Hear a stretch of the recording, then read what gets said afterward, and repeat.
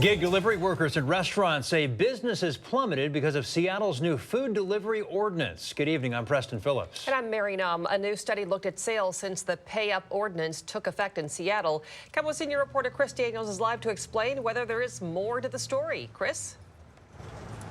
Well, Mary, there is definitely more to the story because the numbers are being met with a collective shrug over at Seattle City Hall after Uber just agreed to pay millions to drivers after allegedly failing to abide by the law.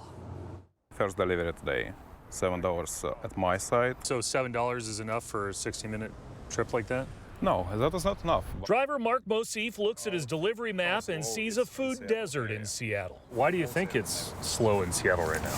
Well, it's becoming slow because of the new law. He blames the 2022 Seattle pay-up legislation implemented last year, designed to pay app-based gig workers more than minimum wage. You can unintentionally put into effect a downward spiral that reduces the economic growth and impact in your city. Kristen Sharp represents Flex, which calls itself the voice of the app-based economy, with members including Uber Eats, Grubhub, and DoorDash, and unveiled a new report suggesting restaurant orders are down 25%, driver earnings down 28% since the law's implementation.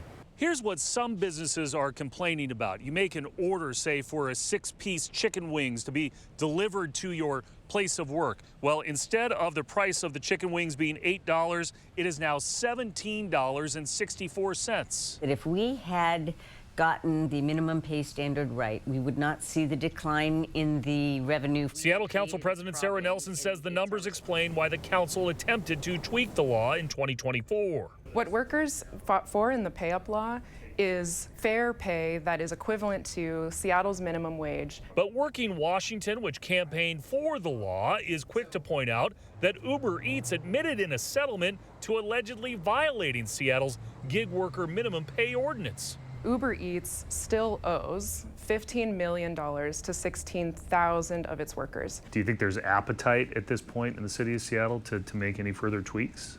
Oh gosh, I don't know. Meaning the debate over the law and the numbers will continue. It doesn't work anymore. As drivers like Mosif chase the next order. When asked about that settlement with the city of Seattle today, an Uber spokesperson told me that the company does value its couriers and it intends to pay those 16,000 employees for the back pay and services. Mary?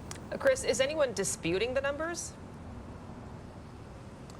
Well, Working Washington says, Mary, that the Uber and other companies have never provided their raw data to the city of Seattle to back up some of these claims. I did reach out to the Washington Restaurant Association today for comment. They told me they are declining to get involved in any sort of discussion over pay up. Chris, thank you.